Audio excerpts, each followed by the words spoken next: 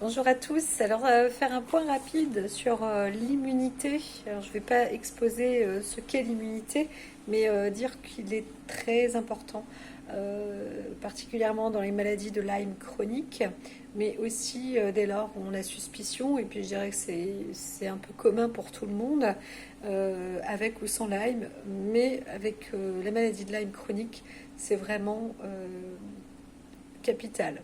Voilà, donc il faut comprendre que la maladie de Lyme chronique nécessite d'un traitement à très très très très long terme, en général, pour venir à bout de la maladie des spirochètes. Il faut pouvoir décimer ces très petites bactéries jusqu'à la dernière, voilà, et surtout réussir à faire en sorte qu'elle se déroule, qu'il n'y ait plus de kystes qui se forment.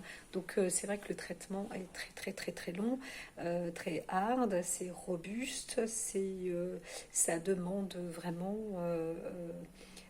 une concentration, ça demande beaucoup de temps, beaucoup d'attention. Et les personnes qui aident, euh, les proches qui aident les personnes atteintes de la maladie de Lyme doivent vraiment réussir à s'en occuper. C'est, c'est, c'est sûr que c'est pas évident quand on est atteint de la maladie de Lyme de pouvoir se soigner tout seul.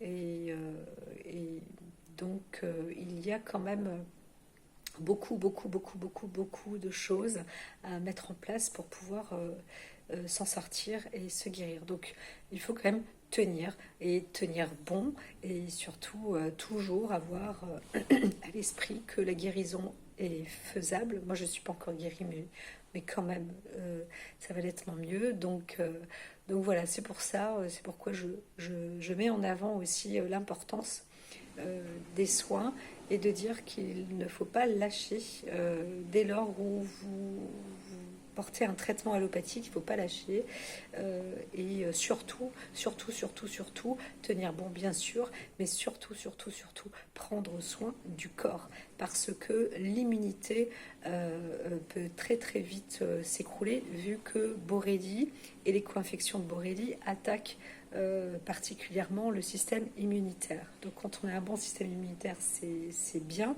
mais ça ne fait pas tout. Il faut vraiment s'aider. Et c'est là l'intérêt, effectivement, d'avoir une bonne alimentation, je dirais, surtout ne pas faire d'excès. Les excès, particulièrement, je parlerai du jeûne, ne pas en faire. Voilà. Quand on est atteint de la maladie de Lyme, il ne faut pas jeûner, il ne faut pas purger ou plus ou moins oui, mais c'est pas la même chose que jeûner, hein, voilà.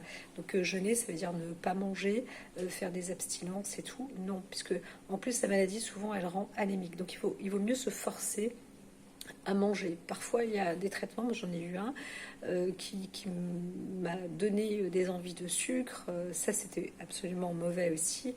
Et donc, ça fausse tout dans les paramètres, bien qu'au niveau des paramètres sanguins, ça allait. Mais il m'accroissait le besoin de sucre. Du sucre violent, j'appelle ça violent parce que c'est des envies de Coca-Cola, c'est des envies, quand on n'a pas l'habitude et quand on n'aime pas ce genre d'aliments, eh bien c'est impressionnant, voilà. Donc ce qui est mon cas. Dire que donc pas de jeûne, et surtout, même limite se forcer. Donc ce qui est clair, comme le dit vraiment Dr Horowitz, renforcer le système immunitaire est capital. Il y a beaucoup de paramètres qui rentrent en ligne de compte dans les prises de compléments alimentaires pour renforcer le système immunitaire. La plupart du temps, on va utiliser des champignons.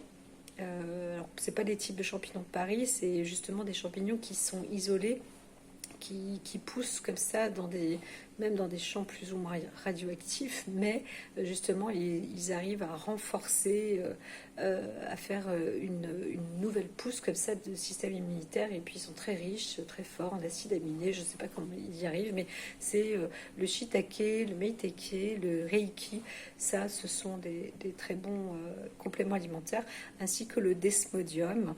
Voilà, on a aussi le chardon-marie, ces plantes-là qui sont vraiment de bon augure. Voilà, et puis surtout, se vitaminer au maximum. Moi, j'avoue vraiment, hein, j'ai pas spécialement de grandes finances, mais j'investissais particulièrement, ça c'était la priorité de toutes les priorités, dans les oranges. Voilà, dans les oranges, pour me les presser et les boire, et je n'en démords pas. Et pourtant, ça pourrait être un refroidisseur, notamment pour les personnes qui ont des yeux clairs. On dit que c'est un déminéralisant, qu'il faut être dans l'activité pour consommer ce genre de fruits. On voit ça très bien en naturopathie, mais moi je précise que c'est nécessaire pour s'aider avec la maladie de Lyme, parce que dans l'orange, on arrive à aider à restructurer quand même le nucléus pulposus, à apporter les oligo-éléments nécessaires, donc voilà, et surtout à donner un équilibre pour les cellules, et avoir un apport de juste milieu de vitamine C. Souvent les surdosages de vitamine C, moi je sais pas trop, enfin j'ai entendu cliniquement parlant que ça peut être très bien.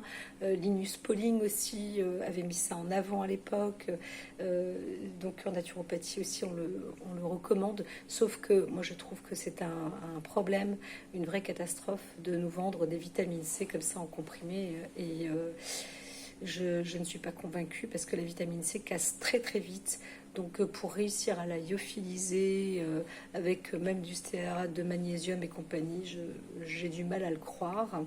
Donc à mon sens, ça épuise même plus le corps. Donc chercher les vitamines C, franchement, il vaut mieux prendre 3 kilos d'oranges par jour plutôt que d'acheter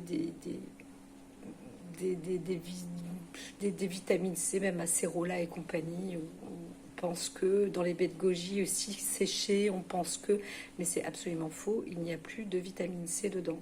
Il faut que les fruits soient frais. Frais, limite cueillis de l'arbre, et on les croque en direct. Donc voilà, le meilleur fruit pour moi, je pense, à mon sens, reste l'orange. Donc j'aurais peut-être dû faire un petit post en disant surtout manger des oranges. Voilà.